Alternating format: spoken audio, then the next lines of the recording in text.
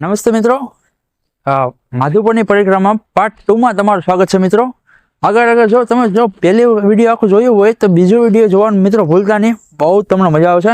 નવા કેટલા બધી મંદિર છે, અમુક મંદિર તો મિત્રો મેં પણ નથી જોયા। ચાલો બધા મંદિર જોઈએ।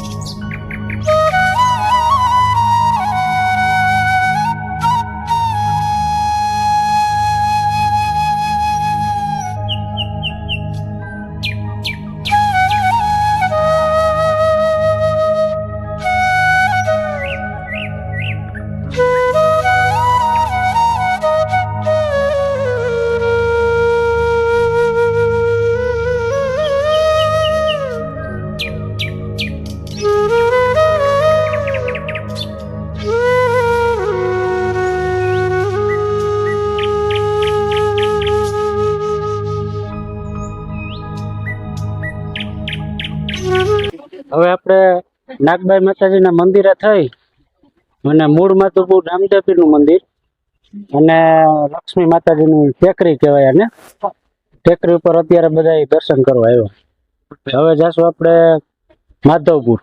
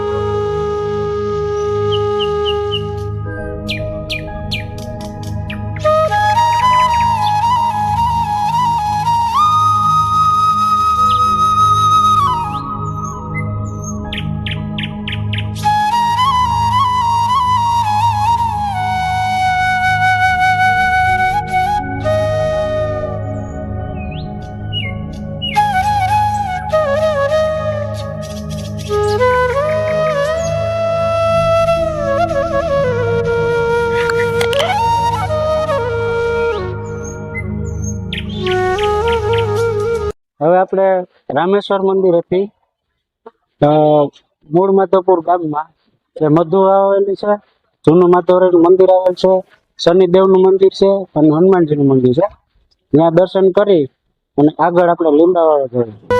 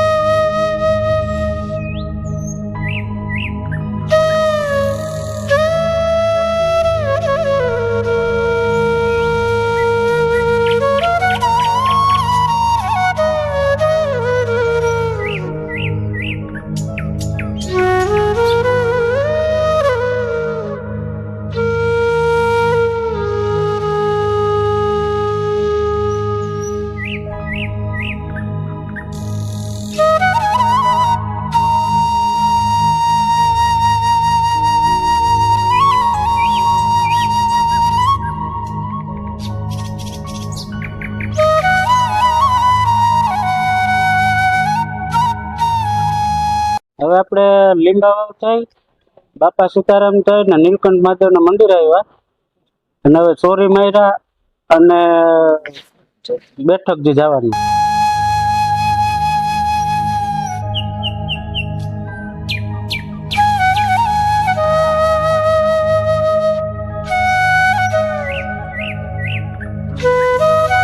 હવે આપણે નીલકંઠ મહાદેવના મંદિરે થઈ અને ચોરી માર્યા, જ્યાં કૃષ્ણ ભગવાનના અને રૂક્ષ્મણીજીના લગ્ન થયા હતા.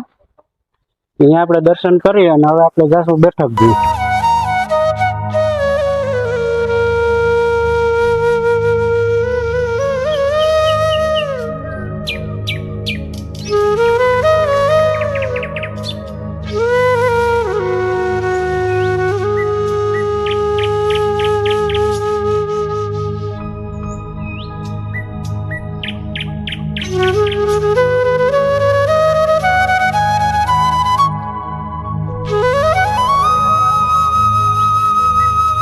હવે આપણે મહાપ્રભુજી બેઠકે દર્શન કર્યા, પદમકુંડના દર્શન કર્યા.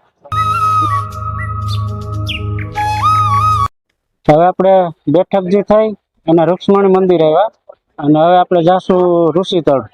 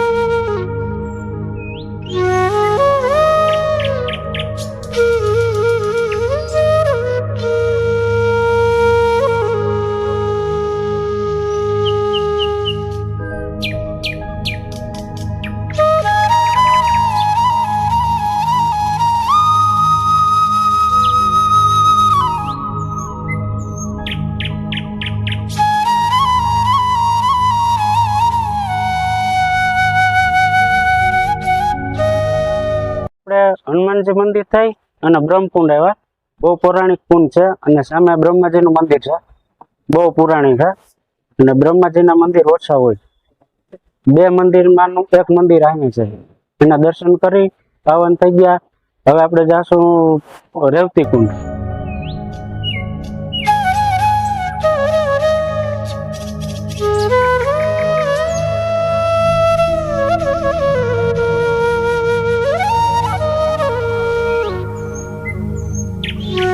હવે આપણે બ્રહ્મકુંડ થઈ અને રેવતી કુંડ આવ્યા. રેવતી કુંડના દર્શન કરી અને હવે આપણે જશું વડદેવજીનો માંડવો, ચોબારી તરીકે પ્રખ્યાત છે માધવપુરમાં.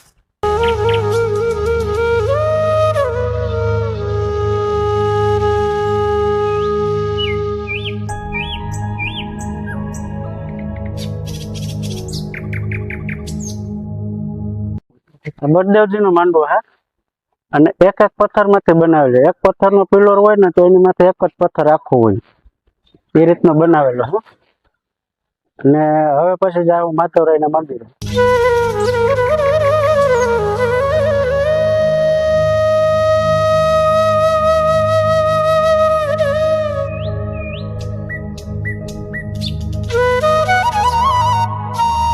આપણે બળદેવજીના માંડવે થઈ અને કપિલ મુનિની ડેરી આવ્યા. અહીંયા આપણી યાત્રા પૂરી થઈ. હવે માધવરાયના મંદિરે એક દર્શન કરવાના હે, દર્શન કરી લે.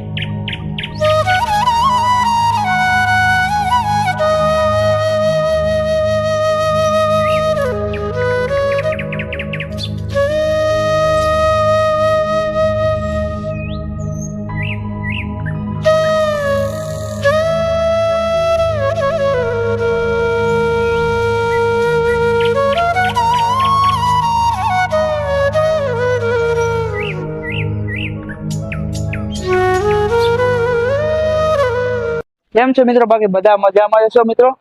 આપણે માધવપુરની પરિક્રમા હવે પૂર્ણ થવાની છે, તો બધાને આપણે પૂછી લઈએ કેવી બધાને મજા આવી. બાકી શું કહેવું અર્જુનભાઈ તમારું? બહુ મજા આવી ગઈ, આનંદ આવી ગયો પરિક્રમા કરવાનો.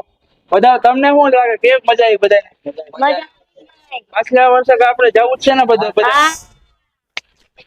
શું કઈ વિજયભાઈ જવું જ છે ને બરાબર? પાછા વર્ષે આનાથી વધારે મજા કરતા. ચાલો મિત્રો, ચાલો બાય બાય.